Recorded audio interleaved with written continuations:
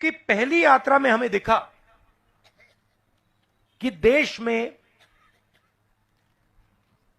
बहुत सारा अन्याय हो रहा है, अलग अलग वर्गों के साथ अन्याय हो रहा है, भाषाओं के साथ अन्याय हो रहा है, प्रदेशों के साथ अन्याय हो रहा है, महिलाओं के साथ, किसानों के साथ, मजदूरों के साथ। और हमें पता लगा, साफ पता लगा कि अन्याय और नफरत और हिंसा के बीच में लिंक है। मतलब अन्याय के बिना हिंदुस्तान में नफरत और हिंसा नहीं फैलाई जा सकती।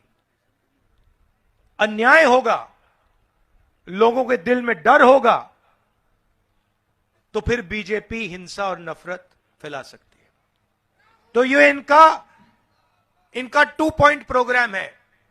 इंदिरा जी का 10 पॉइंट प्रोग्राम होता था, 20 पॉइंट प्रोग्राम होता था, इनका 2 पॉइंट प्रोग्राम है।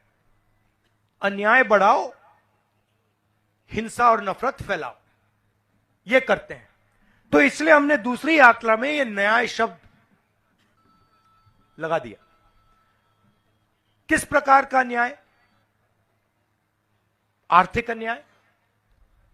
आज हिंदुस्तान में हमारे युवाओं को रोजगार नहीं मिलता। 40 साल से सबसे ज्यादा बेरोजगारी आज है। महंगाई बढ़ती जा रही है। पब्लिक सेक्टर यूनिट प्राइवेटाइज होते जा रहे हैं। आदिवासियों की जमीन छीनी जा रही है।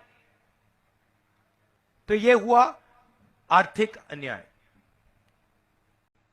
दूसरा, सामाजिक अन्याय। कल उड़ीसा में मेरा प्रेस कॉन्फ्रेंस हुआ और एक पत्रकार ने मुझे पूछा, राहुल जी, आप जाति जनगणना की बात कर रहे हो, आप हर भाषण में कह रहे हो कि पिछड़ों को हक मिलना चाहिए, दलितों को हक मिलना चाहिए, आदिवासियों को हक मिलना चाहिए। क्या इससे देश नहीं बट रहा है? सवाल पूछा। तो मैंने इससे दूसरा सवाल पूछा।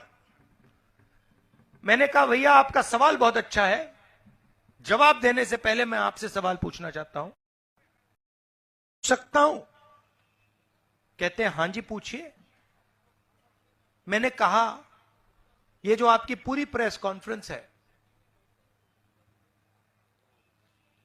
दूर दूर से आपके रिपोर्टर्स आए हैं, कैमरामैन आए हैं, आपके मालिक हैं, पूरा सिस्टम है। इस सिस्टम में कितने आदिवासी पिछड़े? नेशनल मीडिया में कितने अखबारों के मालिक पिछड़े वर्ग के हैं? कितने मालिक दलित वर्ग के हैं? कितने मालिक आदिवासी वर्ग के हैं? मैंने उससे पूछा, चुप हो गया, एक शब्द नहीं बोल पाया। तो मैंने उनसे कहा, देखिए 50% कम से कम पिछड़े वर्ग के लोग हैं। किसी को मालूम नहीं, क्योंकि जो आंकड़े हमने निकाले थे 2011 में, वो नरेंद्र मोदी ने पब्लिक नहीं किए, मगर कहा जाता है 50 से 55% पिछड़े वर्ग के लोग हैं। 15% दलित हैं, 8% आदिवासी हैं। कितने हुए बताओ? 50, 15 और 8 कितना हुआ? 73, 73।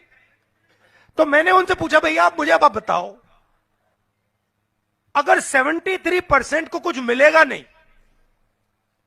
उनकी आवाज ना मीडिया में है, ना हिंदुस्तान के सबसे बड़े 200 कॉर्पोरेट में है, ना पीएमओ में है, ना 90 ब्यूरोक्रेट जो हिंदुस्तान को चलाते हैं उनमें है, ना किसी प्राइवेट अस्पताल के मालिक ओबीसी या दलित या आदिवासी वर्ग से नहीं आते। कोई स्कूल नहीं, कोई यूनिवर्सिटी नहीं जो इनके हाथों में है, तो भारत कैसे जुड़ सकता है? 73% को आप कुछ नहीं दे रहे हो, उनको भूखा मार रहे हो। तो सबसे पहले यह पता लगाना है भैया ये हैं कौन, कितने हैं, और इस देश में धन कैसे बटा है।